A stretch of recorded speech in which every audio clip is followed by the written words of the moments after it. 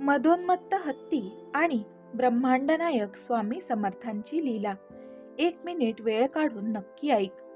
ब्रह्मांडनायक स्वामी समर्थ महाराजांच्या अनेक लीला या केवळ अद्भुत आणि अचंबित करणाऱ्या आहेत. स्वामींचा भक्त परिवार हा प्रचंड मोठा आहे.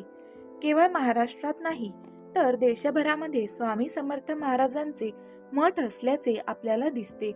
यातून महाराजांचे चरित्र, त्यांचे संदेश, त्यांची शिकवण, त्यांच्या लीला यांचे श्रवण, कीर्तन, वाचन केले जात असते.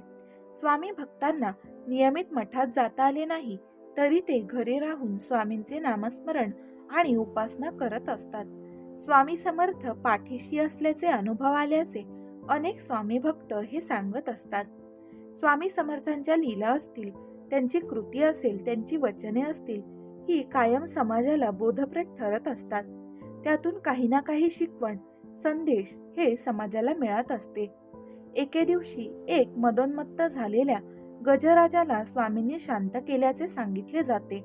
नेमके काय घडले ते पाहण्याआधी सर्वांनी कमेंट्समध्ये श्री स्वामी समर्थ लिहायला विसरू नका. अक्कलकोट गावामध्ये महिपालचे देवालय आहे. तिथेच मालोजी राजांच्या गव्हार नामक हत्तीला बांधण्याची जागा होती. त्या जागेवर आता शाळा आहे. तो हत्ती एकदा चांगलाच पिसाळला. काही केल्या तो नियंत्रणात येत नव्हता. माहूत आपापल्या परीने प्रयत्न करत होते, मात्र अंकुश ठेवणे शक्य होत नव्हते. येणाऱ्या जाणाऱ्या लोकांवर तो हल्ला करू लागला. यामुळे त्या रस्त्यावरून जाण्याची नागरिकांना प्रचंड भीती ही वाटू लागली होती. एके दिवशी राजांनी त्याला चारही पायांमध्ये साखळदंड बांधून जखडून ठेवले होते. तरी सुद्धा तो हत्ती सोंडेने नागरिकांवर दगड भिरकावीत असे. अखेर वैतागून मालोजी राजे स्वामी समर्थ महाराजांच्या दर्शनास आले. राजे महाराजांना म्हणाले की आमचा हत्ती सध्या फारच माजला आहे. नागरिकांना त्याची खूप जास्त भीती ही वाटू लागली आहे. काही केल्या तरी त्यावर अंकुश ठेवता येत नाही. अनेक प्रयत्न करून थकलोत. त्याला देहांताची शिक्षा करावी का, असा सवाल राजांनी स्वामींपुढे मांडला होता. राजांचे बोलणे ऐकून स्वामी महाराज आपल्या त्या हत्तीकडे जाण्यासाठी निघाले.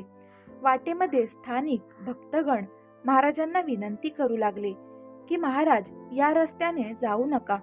तो हत्ती मोठमोठे दगड सारखा इतरांवर भिरकावीत असतो. मात्र महाराज तरी सुद्धा पुढे गेले. ज्यांची सत्ता जगावर चालते, ज्यांना प्रत्यक्ष काळ घाबरतो, असे साक्षात प्रत्यक्ष दत्तावतार श्री स्वामी समर्थ सोबत असताना जे भक्त स्वतःला सेवक म्हणत होते ते देहबुद्धी धरून पळून गेले. हत्तीला बांधून ठेवले होते.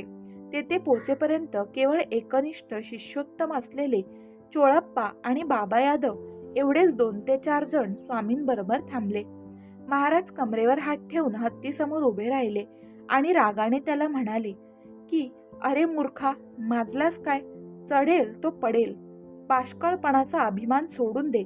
अशी स्वामींची आज्ञा ऐकताच तो पिसाळलेला हत्ती शांत झाला.